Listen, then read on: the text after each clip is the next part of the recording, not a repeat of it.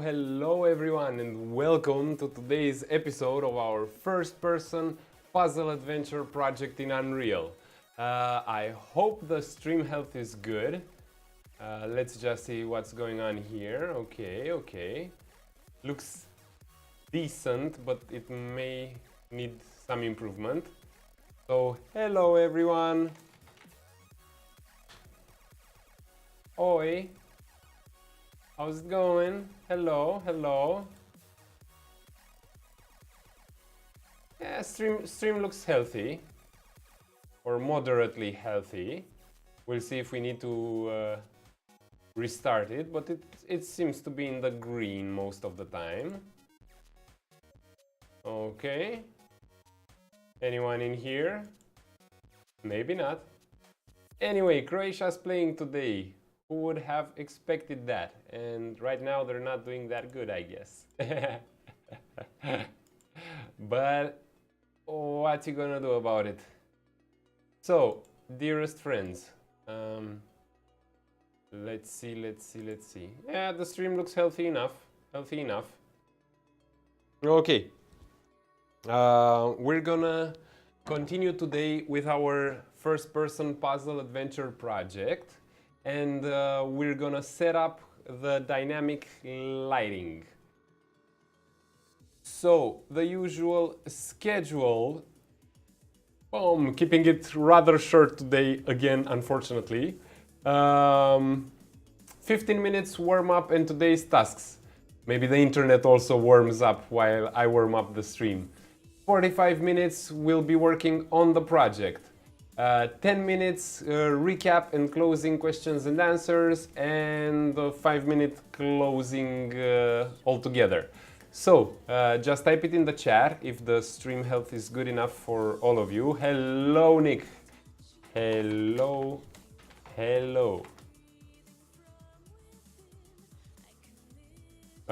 Seems to be stabilized now. The stream health was so at the beginning of the stream, but yeah, seems to be stabilized. Alrighty, So let's see what else we got going on. Yep, I'm fine. Okay, cool, cool. As long as I'm fine, I'm fine. Let me just rearrange everything. There we go. Okay. Google Drive is almost ready. There we go. Florinel in the house. Hello, hello, Flori. There we go. Indie Club Live, also in the house. Hello, Indie. My dear bicycling friend, Icy Raccoon. Hey, Han. And Random 9S. Hello, Random 9S, and welcome to the stream. Just warming up for a bit. Readying everything that needs to be readied. Nick, I for some reason I think I keep thinking about our project because I keep on trying to open the cube folder in my Google Drive for some reason. Alrighty. Let me just close up everything. I was correcting student exams because we're closing up our first semester at the university. So yeah, let me just clean that up real quick. Okay, closed everything. Let's transition to our boom stream scene. I don't know if we need the background or not. You tell me. I will just open the documents. Looks like I have a good feeling about it. About the exams of the students, yeah, of course, they did really good, and I still have to grade their semester project, but they did really good. About our game, definitely have a good feeling about it. I keep thinking about it, but I don't know why. I don't know. Do I need to tell you something? No. So I don't know. But I just kept going to that folder all the time. Let me just up the camera a bit. There we go. Hello, Jenko. Let's see who else we've got here. Florinel, I said hi. I see. I said okay, cool. So I greeted everyone. Let us also start Unreal directly. So we'll just skip the Photoshop for today. I don't think we need it. Little Fire Studio, hello Little Fire Studio, and welcome to the stream. I guess it's your first time here, so maybe while we warm up, I also go through a bit of the project presentation. Yeah, Nick, I know it's something. I don't know. I keep today. Keep going to the folder for that project, but yeah.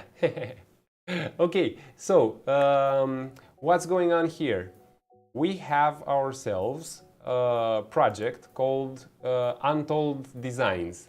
It will serve as a base project for the isometric, for the first-person puzzle adventure level design course. The main idea behind the project is that the player has to solve large environmental puzzles. That easy. Here's an example of a medium-sized puzzle, just to give an idea of scale. Here's an example of a small-sized puzzle, and here's an example of what we deem to be a large-scale puzzle. So we're trying to go for large objects that move around in the scene, so that's why in our project right now everything looks good. We can actually give it a bit of a play, and you know what? Let's enable the let's actually enable the background for me. There we go. Okay, so we can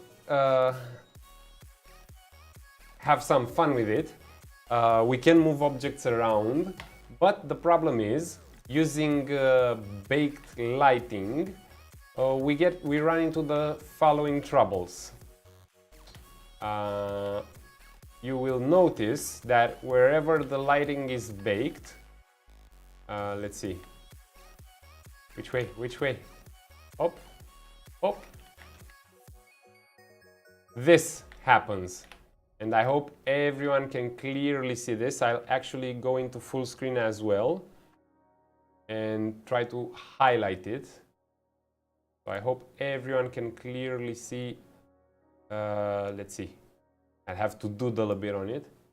This and this. So because we're baking the light, when the large objects which have baked lighting move around, the shadows are, of course, standing still, or in the case of the object on the right side, moving with the object. So that's not cool.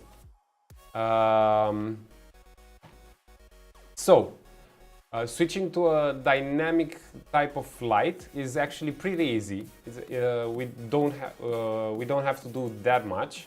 Let me just change the music a bit because we're playing the same playlist over and over again. There we go. I mean, I really like the intro song, but yeah. Okay, so project settings. The first thing I will do is I will try to disable entirely the pre-built lighting. That will, of course, mean that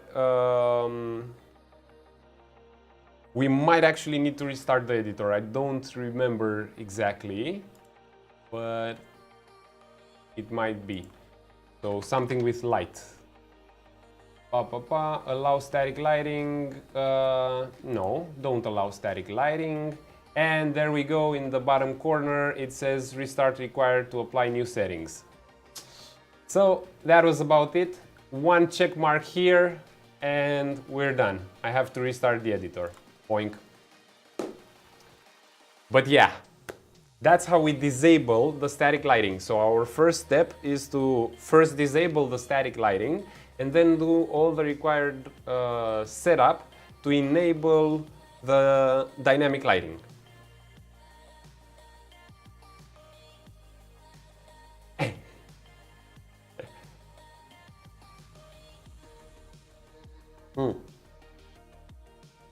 And yes, I'm back to drinking the blended juice.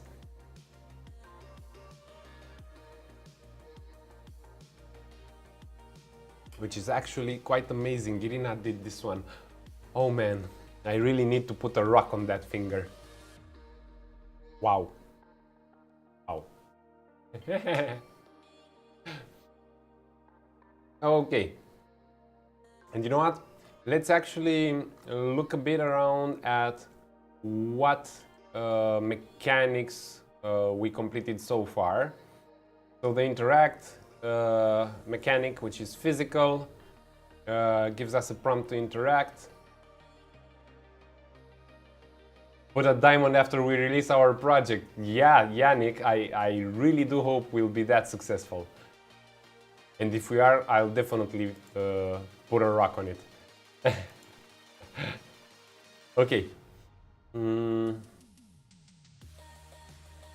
The project is slowly starting. I'm at 45% for some reason.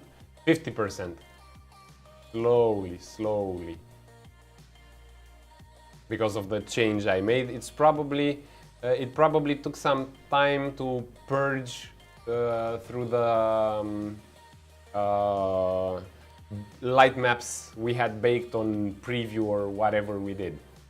I don't remember, it was preview or medium, and as you can see, now it's, as you can almost see, actually Lizard's King, and hello, welcome back to the stream, having SSD in 2018, but you can peek at it. It had to also change all the shaders and recompile them. By the way, Lizard's King is the one that helped us so much with making the movable objects during, not last episode, the two episodes ago, because I wasn't remembering your name, Lizard's King. I won't be having SSD because there is not a need for me. Yeah, fair enough, Little Fire Studio, fair enough. With the amount of projects I juggle and the way I throw them around, there was a bit of a need for an SSD. Let's try lowering the camera just a bit there. Probably yeah, but we have too much to do with Zombre still. Jenko, the progress you did on the build, for me, speaking as an outsider who just played two versions of it 2 or 3 weeks apart, was amazing. Was amazing. I mean, not only the gameplay improvements you realized you need to do based on seeing some player feedback, but also the art improvements you managed to push on through.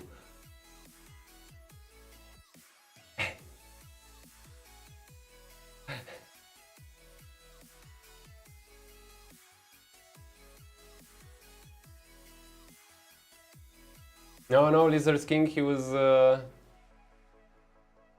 talking about Jenko, not about me. And even if it's sloppy, it still works, friend. Okay, so now we are in a dynamic only light setup, and you can see it over here at the shadows. You can basically see it everywhere for now. Let's double, triple, and quadruple check. Our lights were also switched to movable light source, and our skylight, there we go. And let's see if we have anything else here, like a sky box, sky sphere. Okay, we're good. But now I don't know if you can notice the difference. The scene is a bit too bright, right? With the default settings, the scene is a bit too bright. We have two things to talk about. First of all, let's look at the good part. Let's start with the positives. The positives are we are now getting correct shadows everywhere. Yes, they are dynamic, real time, but they are correct. Oh, there we go. If I rotate this object again, look at it. So beautiful. See? No more shadow aberrations here, right? So I'm not getting those ugly static shadows looking awkward. So everything is perfect, but still, I don't know how well you notice it on the stream, but I definitely notice it on the monitor. The scene itself looks a bit too bright, a bit too There's something funky going on here. So the first thing we'll do will be to, let's see, enable distance, mesh distance fields. And for that, we have to go again in project settings, distance fields. Generate mesh distance fields. And please notice the moment I'll click this, you'll see somewhere around here under the donation bar. Let me see if I can lower this a bit. Can I actually lower this a bit? Yeah, I guess I can. Yeah. So just a second, let me lower this. And let me lower this too. There we go. There.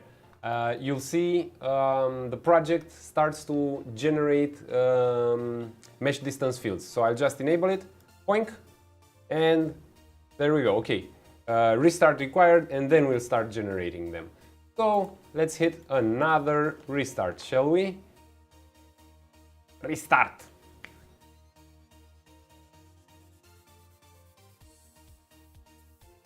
So that's what transitioning to a fully dynamic lighting setup means. just a lot of editor restarts.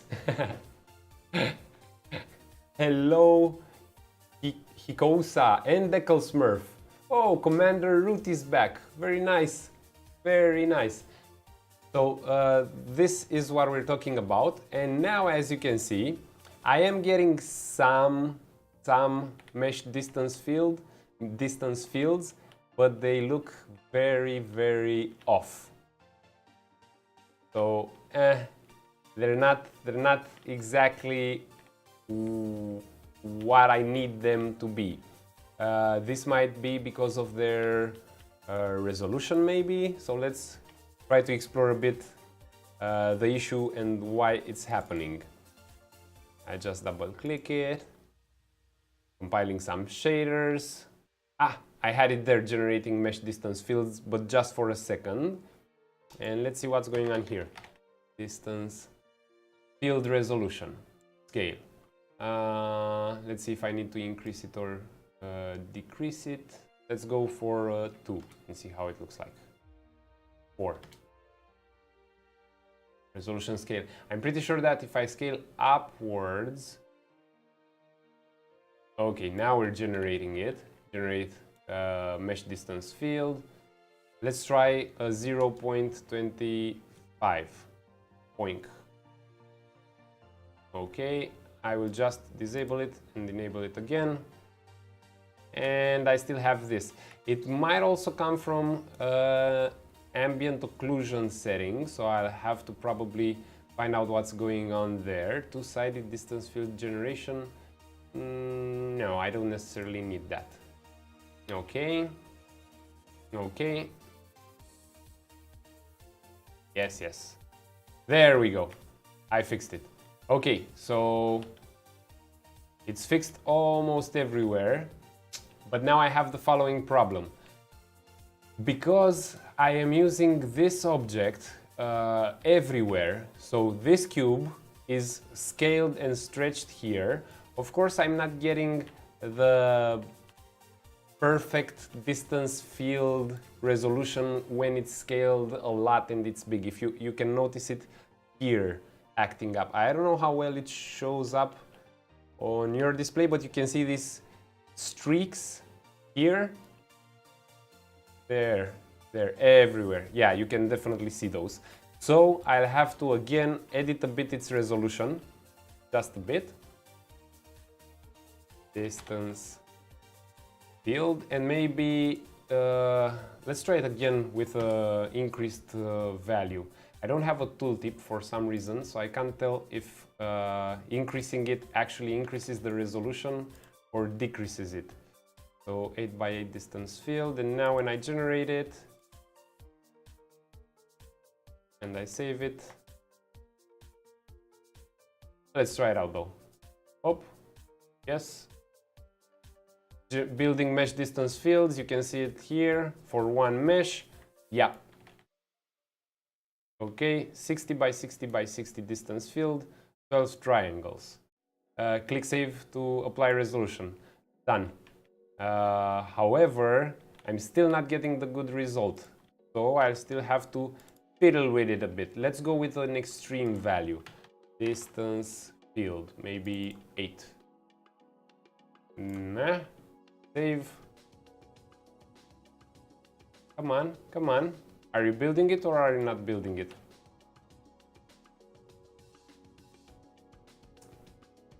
Would I like... wait a second. I have some apply changes here. Here. Now it builds it. So it's not about clicking save, as me and Lizard King were thinking about. It's about hitting apply changes, like when you change the minimum light map resolution. That's what happens when you use the search box to narrow down your details. Okay, so this will definitely build a larger distance field. It's already taking a bit longer. You can see it here crunching in the background and crunching and crunching and crunching. But let's see if the resolution is enough, and it's still not enough. I might actually need to use a different mesh for this, because if I keep on scaling up the mesh distance field, I will get good results on the big objects, but I won't get, I mean, I'll store an inefficiently large distance field on the small objects. But maybe just for the sake of today's discussion, oh no, is this the chamfered version? No, it's not the chamfered version. PP target object. I just want to triple check I'm using that mesh. I want to quadruple check. So in the BP target object, what static mesh am I using? The cube.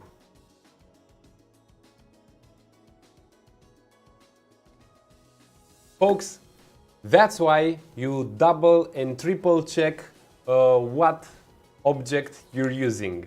Because of course, the large objects, and you know what? I'll just plug everything in here. Because of course, the large objects in the scene, these ones, we're using another reference mesh.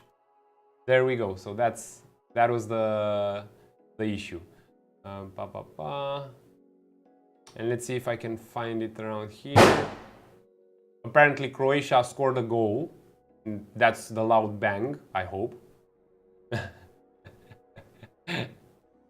Okay, distance field resolution. Okay, another firecracker. Okay. The 1 meter cube. What? Come on, man. Open up the proper one. There we go.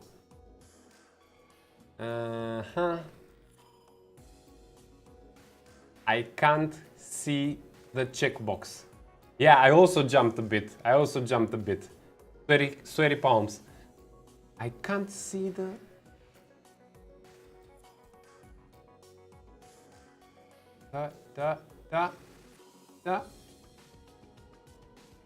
I'm either completely blind or the... Oh, here it is. Boink.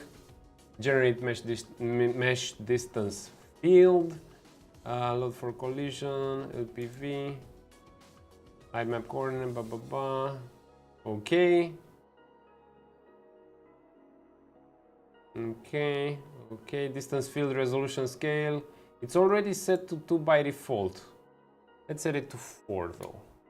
And hit apply changes. It's now building the mesh distance fields. I'm also saving the asset. I will reduce this one back to 1. And of course, after doing this, I will just hit apply changes. 1 is not cool. 1 is not cool. 2. There we go. This one looks good enough. Okay. And I still need to increase the resolution on the large objects. So on the cube one, let's go for 12. It will compute it a bit. It's taking some time.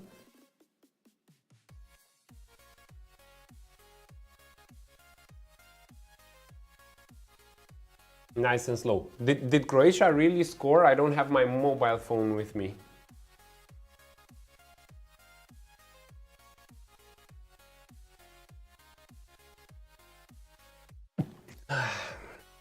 Croatia World Cup. I'm actually Googling it.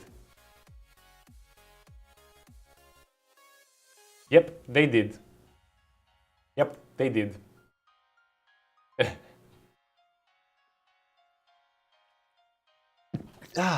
Man. Okay. Looks like they're going for the finals after all, eh?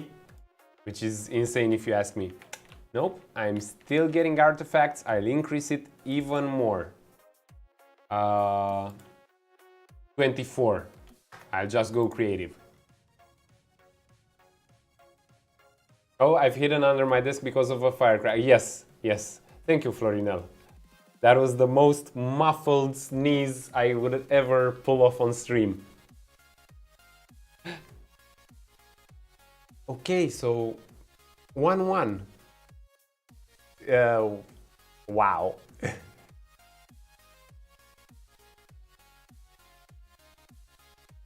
Let's see how they're doing. I mean, wow. I've made it a habit not to watch their games because I started by not watching their games because I was streaming the first time they played. Sport, but I don't care about on game dev. I win on this field, yeah. It's perfect because I was born in Romania, so and raised there, so just moved to Croatia for a year now. I personally find it awesome to see people hyped up about the World Cup again, because as Florinel and Nick can testify, we didn't get much of that in Romania in the past 8 years or something.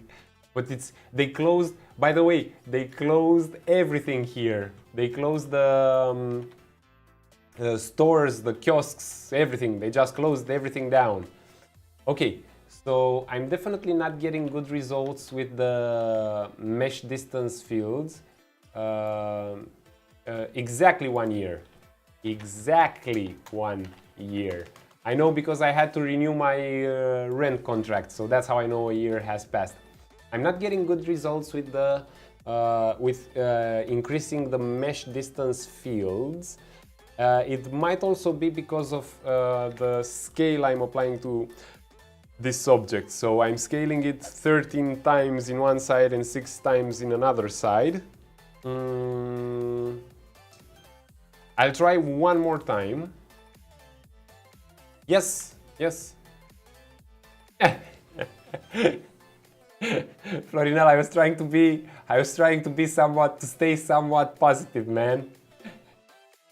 Okay, one last extreme change to the distance fields. If we're not getting it like this, we'll actually launch Blender and export a properly sized object from the get-go. So this is one of the drawbacks. Thank you very much, Nick. This is one of the drawbacks when working with mesh distance fields. They don't work that well when scaling, and I think while it's computing, I can actually explain what's going on with the mesh distance fields and how they work. I'm pretty sure we should be able to visualize them in the editor as well. So here's what's going on. Unreal takes the base object and then creates, if you like, inflated versions of that object. It just kind of projects it and scales it upwards. I don't know how many times, 8 times or more. So it does something like this. Whoop. Whoop, whoop. With a simplified version, with lesser geometry, but basically that's what it does, right? It creates an invisible multiple scaled up invisible versions of the contour of the object, like so. And another one, the last one. I'll just make 3 of them. I'm pretty sure Unreal generates a lot more, like 8 layers or even more, like this. And I'm pretty sure we can actually configure that somewhere. Okay, and what happens with this distance fields, right? So the object has a field with which it understands what's close to him. So if I were to place a worldly object here inside the distance field, right? The object understands some other object is close to him, to it. So that's why it will actually generate a bit of ambient occlusion here. So that's how this is a very simple explanation of how mesh distance fields work. You know what? I'll actually try to visualize them in the editor. Okay, so this still hasn't solved my my issue. So yeah, we'll have to export large objects. The only problem we get with mesh distance fields is exactly when scaling abruptly the objects. In this object, if we look at the scale, we're talking about how much we have going on here? 13 times on an axis. So the scale 13, 6, 5, it's not optimal for actually generating proper mesh distance field. Lebasith, hello and welcome to the stream. Is 3D distance field only used for ambient occlusion? There was something else using the distance field, if I'm not mistaken, the cascaded shadow maps. So we can enable on the, you know what, let's actually try to do it now. Very good question, Lebasit. So let's create ourselves a spotlight, point light, skylight, spotlight. Yeah, let's create a spotlight here. Let's also rotate it a bit here and there. So we go like this. Okay, there, like this, and now I rotate it a bit more in the world, boink, like this, and let's set it to movable, why not? Intensity, boom. Okay, I want it to be the dominant light so we can clearly see the shadow here, right? And I just plant it real close to the object, like this. I'm getting a really nice and crisp shadow. And theoretically, if I can find it,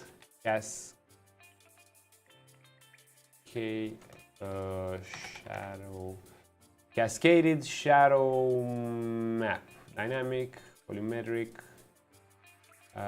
ray trace distance field shadow. There we go.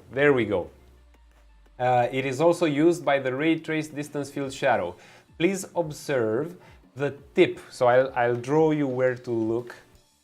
So this is the light with the default settings, but please observe what happens in this part at the tip of the cone after I will enable the ray traced distance field shadows, right?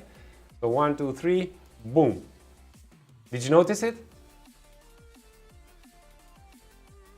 So what this option is doing, which by the way looks stunning and gives really nice realistic results, and you know what, I'll actually draw on the picture itself. Whoa, I'm choking a bit. Why am I choking? Okay, so I'll draw it on this directly. Let's imagine again we have our distance fields, right, for the object. I'll just draw 3 of them, but you get the point. And another one. I need a brighter color there. Op. Well, this is the sloppiest cone I ever drew. Okay, and let's also add a pink one. There. So on this one, when the shadow is projected using the ray traced distance field shadows, what it actually does, and I'll try to draw its equivalents, it starts from a point, from a part of the object.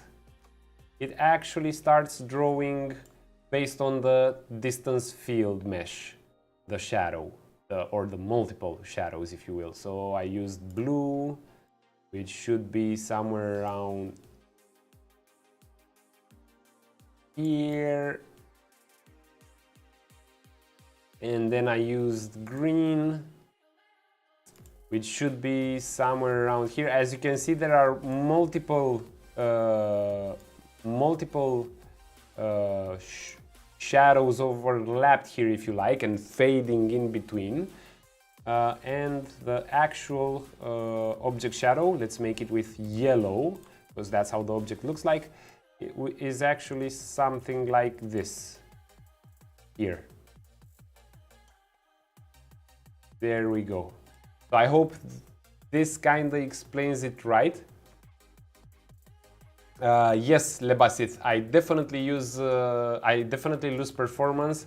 Actually, I'm quite shocked with the amount of performance loss I'm currently registering.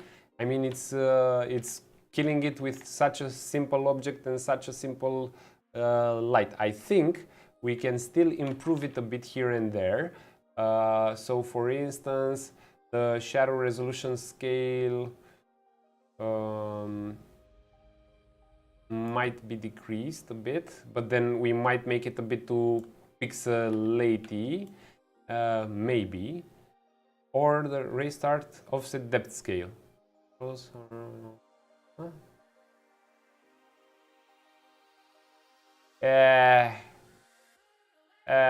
No, it won't necessarily help. That just helps with the distance. So yeah, I'm actually losing quite a lot of performance. So for now, I'll just turn it off. There we go. Performance is back. We found the performance. It was in this checkbox right here. Okay, but yeah, this is another place where the distance fields for the meshes are used. And you know what? I would like to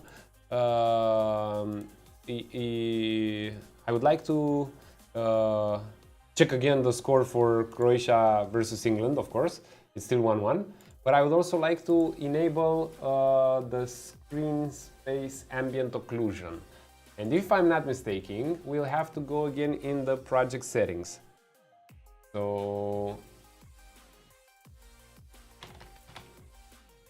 ambient occlusion, let's say SSAO, no, screen space, no.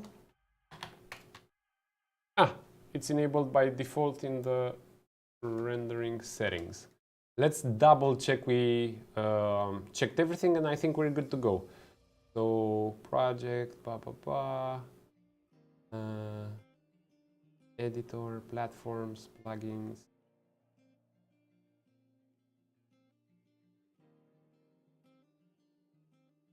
General settings. Rendering. There. Mobile HDR, no. Calling, reflections, lighting. There we go. Mesh distance fields. Landscape real-time GI data, no. Compress, not yet. Translucency, post-processing. Bloom, ambient occlusion, static fraction, auto exposure, histogram, temporal AA. Okay. Yep, I think we're good. I think we're good. I'll also check the world settings just to be super extra mega duper sure. So the light mass, of course, we're not using it anymore. Global distance field view distance. Compute visibility. Is Niagara out yet? As a beta in the 20 preview, if I'm not mistaken, Lebasit. I'm also waiting for it, eagerly waiting for it to play with it. I know I can turn it on probably even now in 4.19, but I'm waiting for the official release. There's no need in hurrying. It will be there for the next 6-7 years.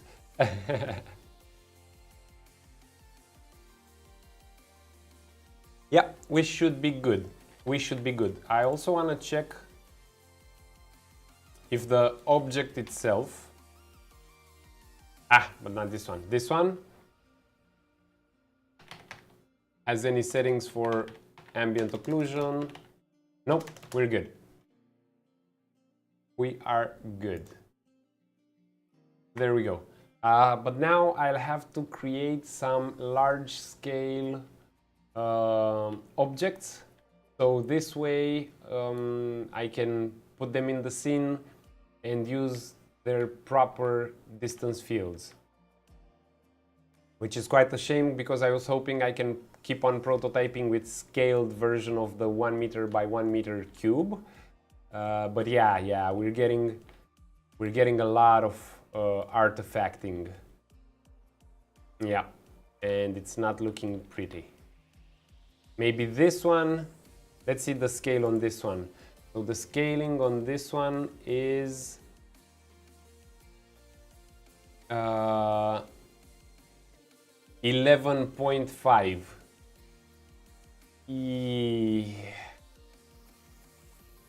No, I won't even try to increase the mesh distance fields. Yeah, this one is also pretty mush, as you can see. Yeah.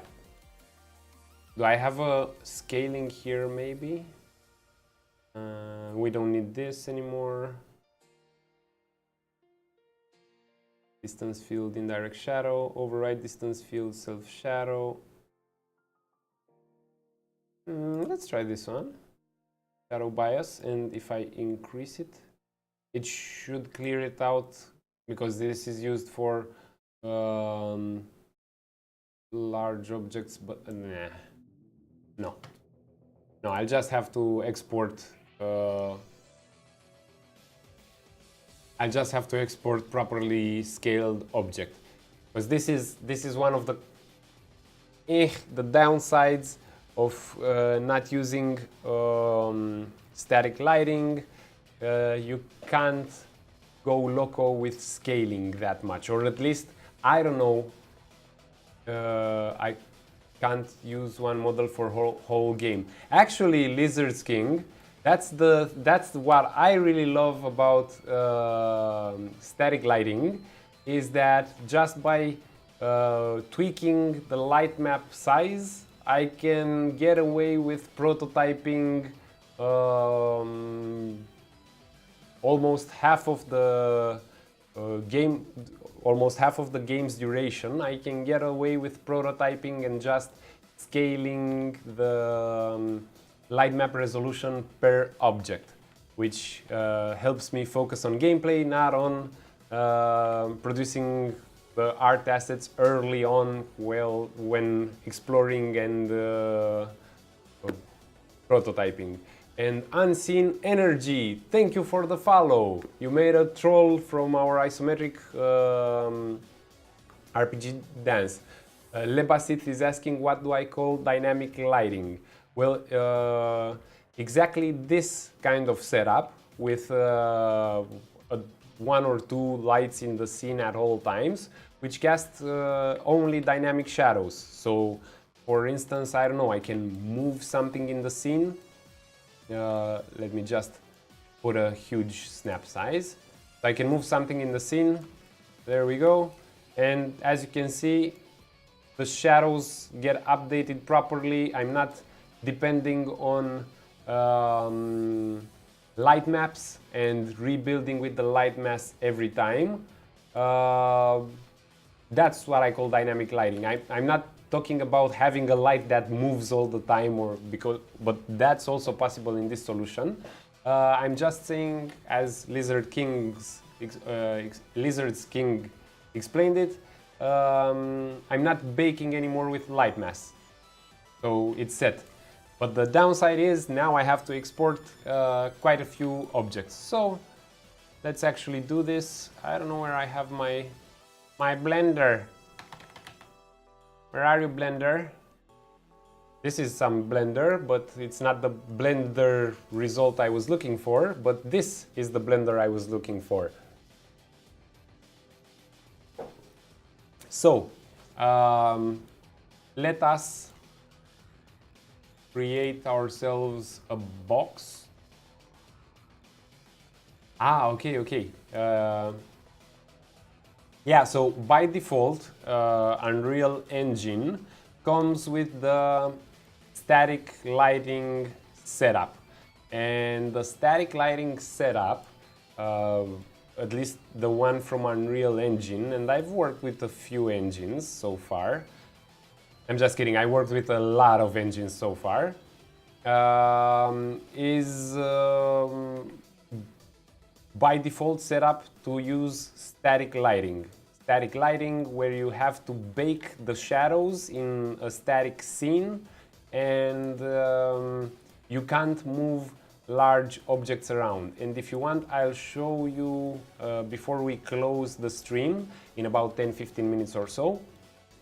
I'll show you the difference between statically lit project versus this dynamically lit project, and why we're going with different approaches. Corinel says 1-1 at the final of the first part of the game. Yeah, so the full 90 minutes, but I think they'll go into 30 minutes of overtime, right?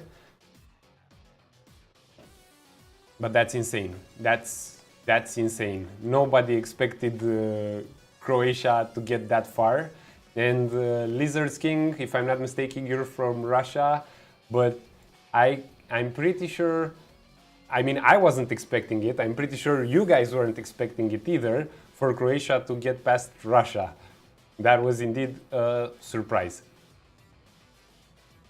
So the shadow will never move. It's like a permanent decal in static lighting.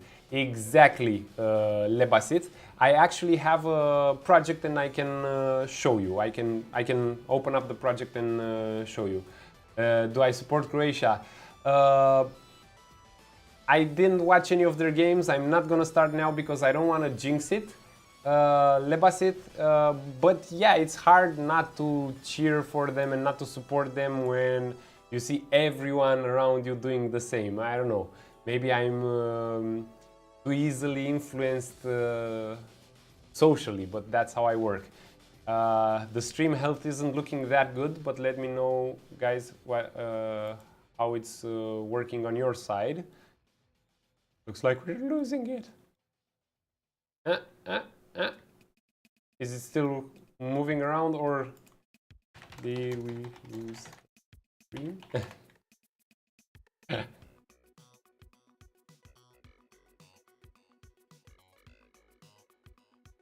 Looks like it's... No. Okay. Then I'll pretend I didn't see that. Lagging. Okay. Professional streamer. Yeah. It's lagging. Okay, okay.